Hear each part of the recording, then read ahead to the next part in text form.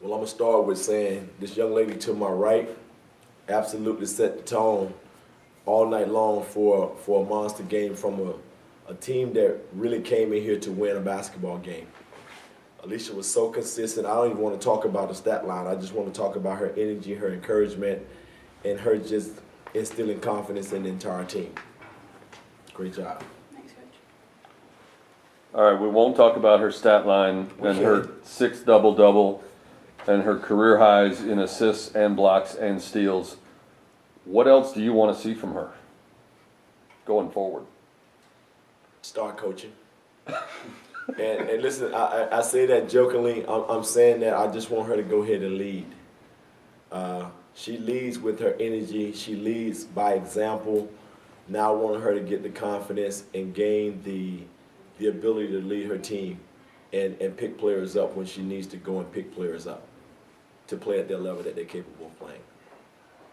You came in tonight after 2 tough games up in Colorado, splitting the 2 tough games. You had to travel, you had to play at altitude. What was the key to getting your team to regroup tonight?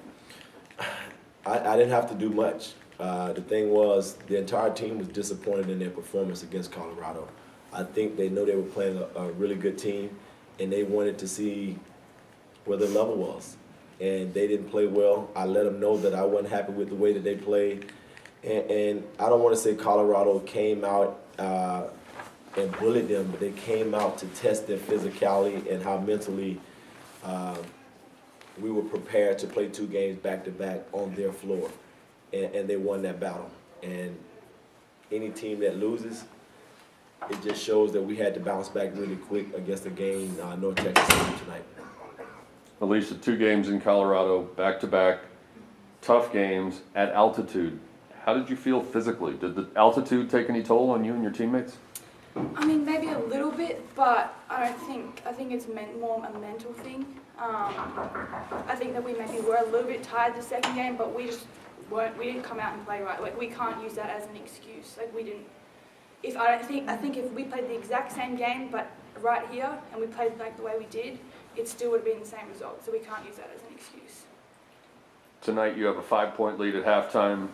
North Texas closes the gap to tie it, and then you start to pull away late in the third, and then did pull away in the fourth. What changed both negatively and then positively in the third quarter tonight? Well, it's a game of runs. We've been practicing all week about seeing if we can get 3 consecutive stops in a row, correct? Yep. And we wanted to score after we got those consecutive stops. We had never put that little streak together. Then at the end of the game, I saw where we had an 8-0 run, a 6-0 run, and maybe another 8-0 run. So we were able to do that. But we were able to do that with making some key substitutions and some players like Steph. Yeah. Stephanie came in and gave us a huge lift, and we was able to get Morgan to play really, really solid, get her hands on a few basketballs, and we were able to get some easy transition baskets. And I think that discouraged them a little bit because they couldn't get the offense or the open shots that they were looking to get, and we were able to pull away. Yeah. What's your guys' size advantage inside coming to play in this game? Well, we ran a couple plays, and I kind of mixed the offense up a little bit. I thought North Texas was understanding what we were looking for. So we tried to throw a couple curveballs at them and use the height advantage with the high-low, and we were able to convert. But it was coming when they were not expecting it. I was going to ask about the high-low passing. Was that specifically because of the matchups against North Texas, or is that something that you're trying to add more and more to your offense against everybody? Well, it's something we had all year long, but we just haven't had the opportunity to get the feel of when to actually throw it. We force it sometimes when it's not open and continue to get the ball reversed. They're probably tired of hearing me say get the ball reversed, because they like to go for the home run. They want to get it right away because they're looking for it. But tonight we were able to execute it when it counted. You're now 7 games in playing for your new coaches. Yeah. How comfortable are you and your teammates as far as doing everything second nature without stopping to think about what coach and his staff would want in certain situations? We're definitely still working on it. I know that it's there and we trust it, but we need to do it consistently. We do it, a couple of plays and then in practice, like a few times. But if we can do it consistently and all the time, they know what they're talking about, and I think we're finally starting to realize that as a team. Like, they know what they're talking about, and if we just trust it and we do it all the time, then we're going to be a good team this season. Yeah, go and tell him that I'm never satisfied. You can tell him that. He isn't.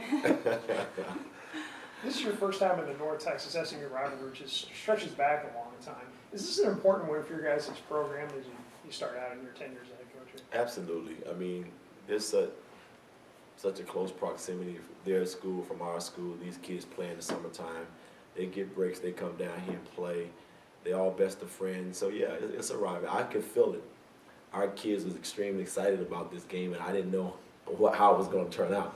I just didn't want to go out there and be too chatty and with their friends. I wanted them to be chatty after the game. I wanted this win as if I had been in this rival for quite some time. Was it kind of fun to see Jaylee on the other sideline after you spent 3 years down there with her? She talked Oh about yeah. She after a shoot around, she came up to my office and we hugged, and she said she had to come by and see me. I said, get out of my office. I see you. Game time. No, we joked and we laughed a little bit, but it was fun to see her. But it was more fun to beat her. Bradley had 22 points, but a lot of that came from the free throw line. Overall, what are your thoughts about the way your team defended her? She was 6 for 16 from the floor, and then just the progress your team is making on the defensive end through 7 games. Well, to answer the first question, I wasn't really satisfied the way we guarded her in the first half.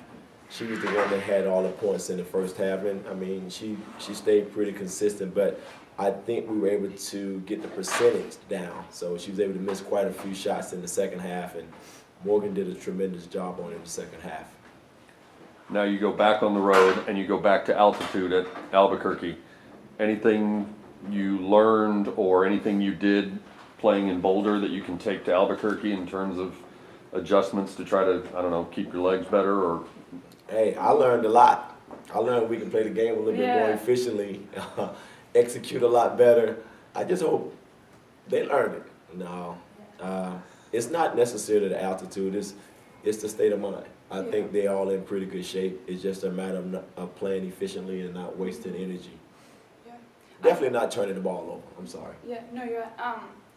I think we're just learning each game, and hopefully we grow. So even though if it is at altitude or whatever, that's not going to affect us. We're going to look back and see what we are able to do.